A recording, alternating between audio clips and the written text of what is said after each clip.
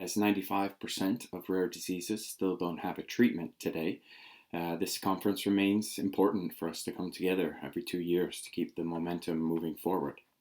There were over 1,500 attendees online, and the conference was very accessible to patients and patient representatives, which was great to see. It was nice to see the growth in the conference, and congratulations to Eurydice for all their hard work in putting together this excellent online event. A big theme throughout the conference was the Rare 2030 project, and looking toward the future of clinical development was a thread and a theme that ran through many of the sessions that I saw.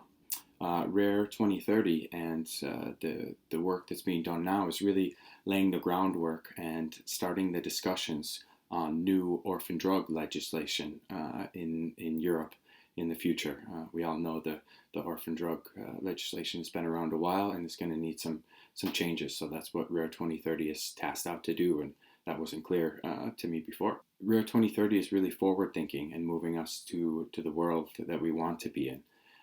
A lot of attendees kind of pointed out that we have a two-tiered healthcare system in Europe, maybe even more tiers. But we have a long way to go to get equal access to clinical trials and treatments for the 30 million people living with rare diseases in Europe. Most of the attendees felt like they were living in a healthcare system that was fast but not fair, and that was the option I voted for in the poll as well. So it was interesting to see a consensus there. Cross-border healthcare was talked about and is still more of a dream than a reality.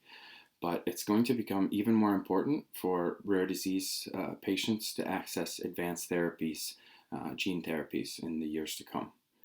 During the various sessions, I heard over and over again that multi-stakeholder initiatives is really best practice for clinical development in rare diseases.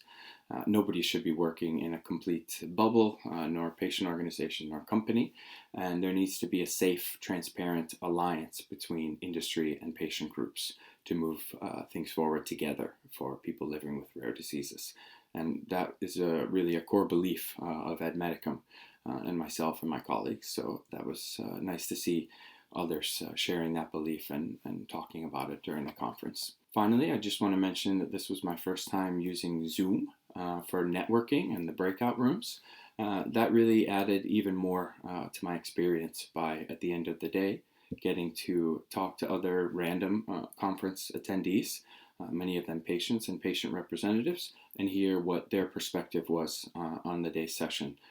So that was really interesting, and I'm glad we didn't lose out completely by the conference going online. So well done there. The conference website is rare-diseases.eu.